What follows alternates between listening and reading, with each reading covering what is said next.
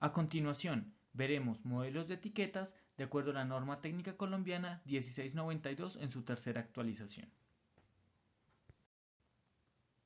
Clase 1. Sustancias y objetos explosivos.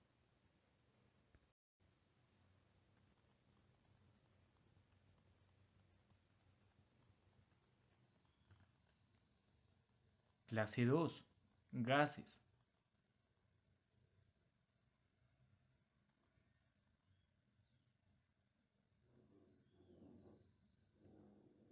Clase 3. Líquidos inflamables.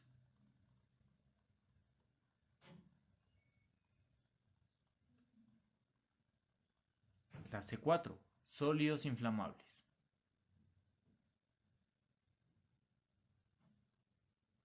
Clase 5. Sustancias comburentes y peróxidos orgánicos. Clase 6. Sustancias tóxicas. Clase 6.2. Sustancias infecciosas.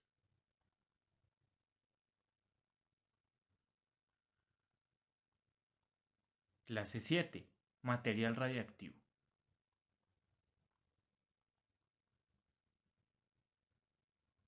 Clase 8. Sustancias corrosivas. Clase 9. Sustancias peligrosas varios.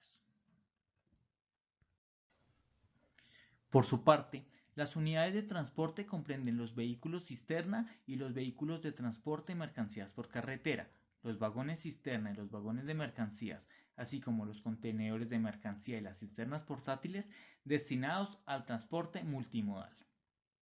De este modo, se deben colocar rótulos en las paredes externas de las unidades de transporte para advertir que las mercancías transportadas son peligrosas y presentan riesgos.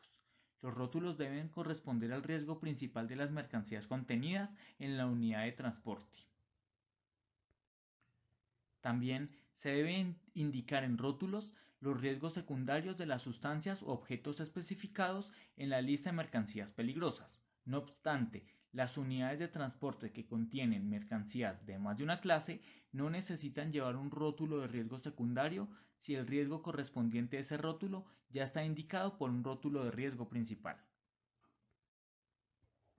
Las unidades que transporten mercancías peligrosas o residuos de mercancías peligrosas en cisternas que no hayan sido limpiadas o en contenedores para graneles vacíos y sin limpiar deben llevar rótulos claramente visibles en al menos dos lados opuestos de la unidad de transporte y en todo caso en lugares que puedan ser vistos por todos los que intervengan en el proceso de carga o descarga. La unidad de transporte que tenga una cisterna con varios compartimientos y transporte más de una mercancía peligrosa o residuos de mercancías peligrosas debe llevar los rótulos correspondientes en cada lado del compartimento del que se trate.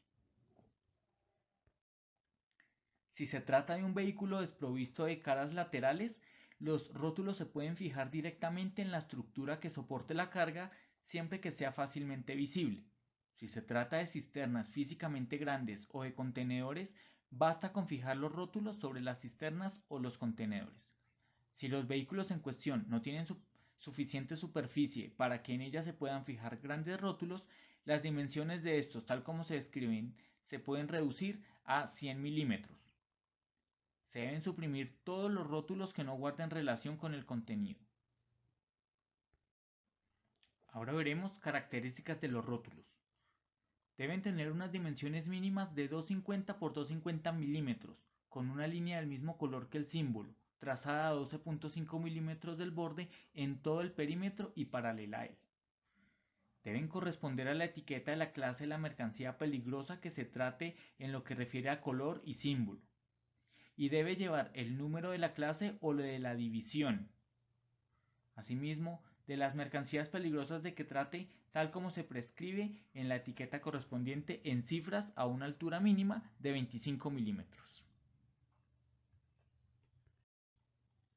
El número 1 de las mercancías debe figurar en cifras negras a una altura mínima de 65 milímetros, bien sobre fondo blanco en la mitad inferior de cada rótulo o bien en una placa rectangular de color anaranjado de 120 de altura y 300 milímetros mínimo con un borde negro de 10 milímetros que se debe colocar inmediatamente al lado de cada rótulo.